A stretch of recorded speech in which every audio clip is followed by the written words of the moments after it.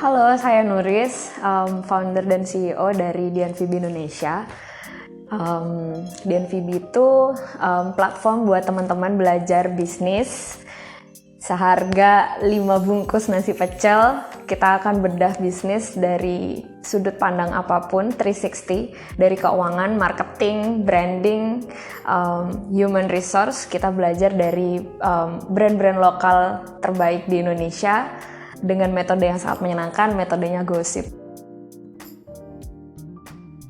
Saat pandemi belum ada DNVB, bahkan kita masih bisnis baju Korea, terus ditipu, terus bisnis baju bayi nggak laku, and then kita punya salah satu project site gitu, pas lagi ngurus-ngurus ke penjahit baju bayi, dan side project itu jadi main business kita sekarang. Nah, lucunya kita tuh punya side hustle tuh di situ. Jadi paginya kita ngerjain baju bayi, kita tuh punya project bertiga. Oke, kita harus belajar ilmu bisnis setiap bulan 2 kali gitu ke brand-brand apapun itu. Dan turns out waktu itu kita ngehubungin satu founder brand yang kita ngefans banget. Terus kita belajar dari dia, kelas online bertiga, dan itu modelnya gosip. Dan itu nyenengin banget sih, kayak kita seneng belajar tapi nggak suka tuh kalau belajarnya tuh kayak kaku, yang duduk diem pasif gitu. Kita nanya mulu, kita udah nyiapin 20 pertanyaan buat dia gitu. Akhirnya itu jadi kayak, dia bilang, what if you guys making business model? Terus kayak ya udah deh, akhirnya coba kita bikinin business modelnya, dan lah. Jadi waktu itu DNVB kan kita bikin akun Instagram yang followernya masih kita sendiri sama teman-teman. Nah, tapi kita udah komit di situ kalau setiap satu postingan itu harus di riset penuh dan harus ngasih manfaat ke pembacanya gitu. Kebetulan backgroundku itu content writer dari dulu, Mbak, anak konten udah lama. Terus kayak ya udah, akhirnya karena prinsip itu sih, ternyata 14 follower kita yang pertama itu mereka adalah influencer, prominent key opinion leader di urusan bisnis dan UKM gitu. Jadi pada saat kita ngejual kelas yang pertama, forum gosip pertama itu sold out in less than 17 hours, less than 24 hours. Itu dari belasan follower kita itu sih. Yang satu follower ngebawa 10, satu follower ngebawa 20. Kenapa malah bikin bisnis saat pandemi? Dari dulu emang pengen bikin bisnis sejak hari pertama masuk kerja. Kayak oke, Nuris akan bekerja 3 tahun aja mentok maksimal, and then harus cabut bikin usaha gitu. Awalnya 3 tahun ya, cuman itu kayak 2 tahun, terus ada momentumnya adalah WFH, dimana ternyata aku punya waktu untuk mengerjakan itu setelah beres kerjaan kantor gitu. Jadi aku rasa ini momentum besar sih, makanya dari awal mindsetnya adalah ketika melihat pandemi itu sebuah rintangan, I and my team never see that. Kita melihatnya sebagai, ini loh ternyata, kayaknya ini sih opportunity kita untuk bikin usaha tuh ada di sini. Ada satu prinsip keuangan yang aku dan teman-teman seneng banget mendengarnya. Di setiap krisis ekonomi itu akan ada orang kaya baru dan ada orang miskin baru. Pilihannya adalah mau yang jadi seperti apa. Gitu kan, kayak ada banyak banget bisnis yang collab, tapi ada banyak banget tuh bisnis-bisnis baru yang bermunculan. Akhirnya kita baca McKinsey report, bisnis yang akan rising selama pandemi adalah yang A, B, C, D, E. Terus kita coba implement itu satu-satu. Tim kita ada 7 orang, dari kreatif, operation, partnership, marketing, dan kreatif, sales, dan produk juga. Kita punya ini sih, kita punya prinsip dalam bikin bisnis. Kalau bisa sambil santai tapi menghasilkan, kenapa harus susah payah?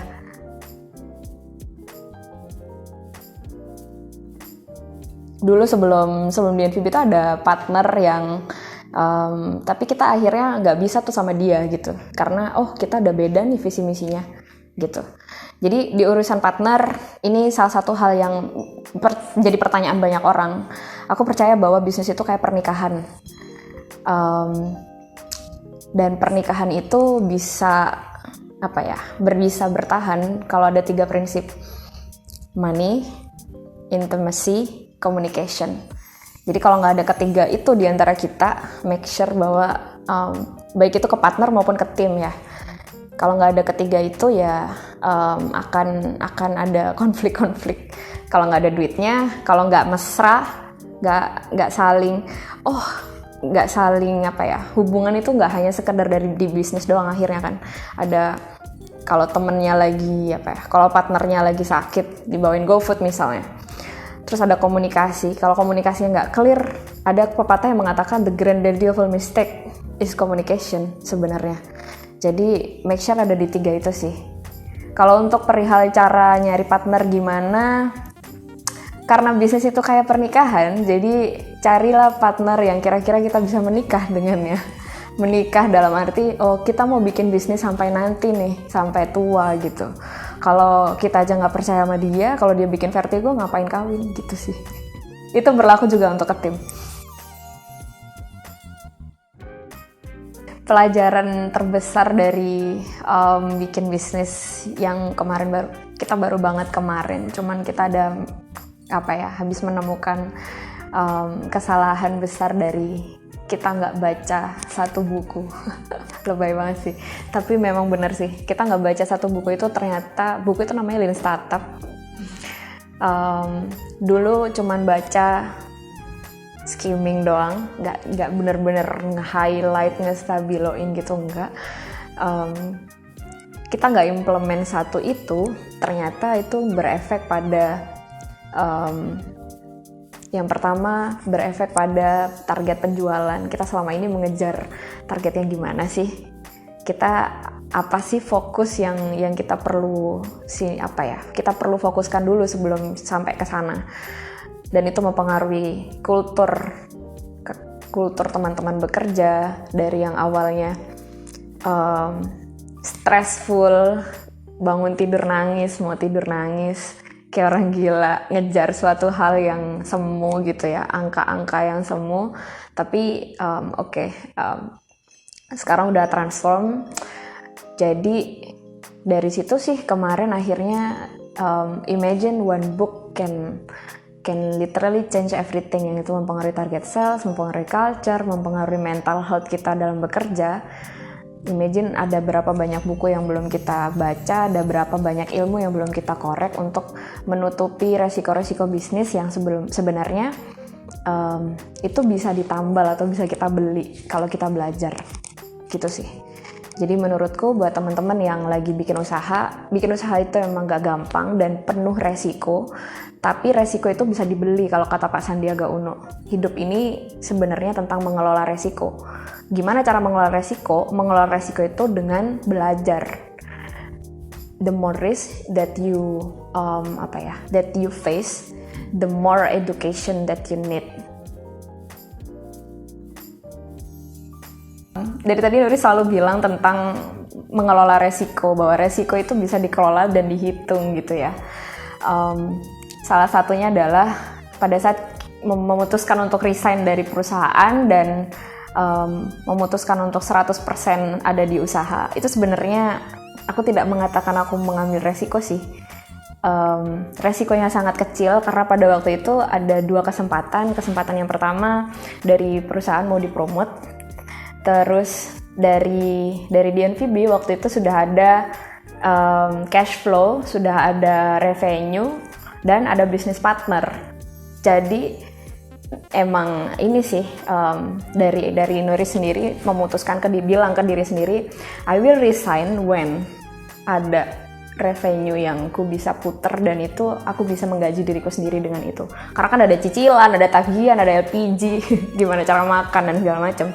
So buat teman-teman yang lagi mulai usaha tapi masih kerja di kantor, make sure itu dihitung sih. Berapa sih dana daruratnya yang harus disiapin, terus kapan mulai bisa resign gitu sih.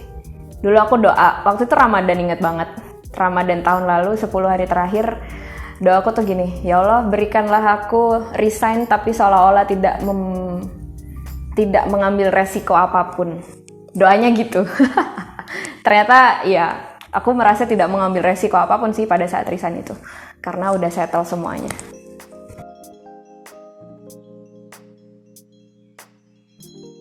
Pertanyaan menarik banget.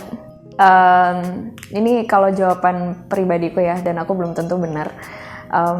Sebagai perempuan itu emang suka dilanda perasaan bersalah kalau mencapai sesuatu yang dirasa itu suatu hal yang normal untuk ukuran sebuah manusia memiliki cita-cita yang besar untuk menaikkan, untuk nge-scaling up bisnisnya dari yang mikro ke lebih ke atas lagi, ambis untuk I can do this gitu. Itu pun ku alami fase dimana kayaknya emang nggak bisa deh, nggak perlu ada harus di atas gitu, karena ntar gue kawin sama siapa dong misalnya, ntar bagaimana laki-laki memandang itu gitu, seolah-olah itu menjadi keraguan dalam setiap diri manusia, diri perempuan itu sendiri sih, mau maju tapi ntar habis banget sih lo gitu, ntar kata temennya. Atau mau maju kayak ntar anak kamu gimana misalnya, ntar emang ada cowok yang mau sama lo gitu. Biasanya gitu sih, itu timbul dari keraguan perempuan dan dunianya sendiri akhirnya, dan dunia teman-teman laki-laki yang tidak merasa nyaman dengan itu. Dan itu kan ada dalam otak bawah sadar manusia. Sementara ada 90% diri kita itu ditentukan oleh otak bawah sadar. Kalau mau ngerubah itu ya setidaknya mindset itu yang perlu dirubah dulu, bahwa it's okay loh, perempuan itu berprestasi itu bukan sebuah dosa, bukan sebuah kesalahan untuk mencapai di atas. Aku suka banget sama kata-kata kayak gini.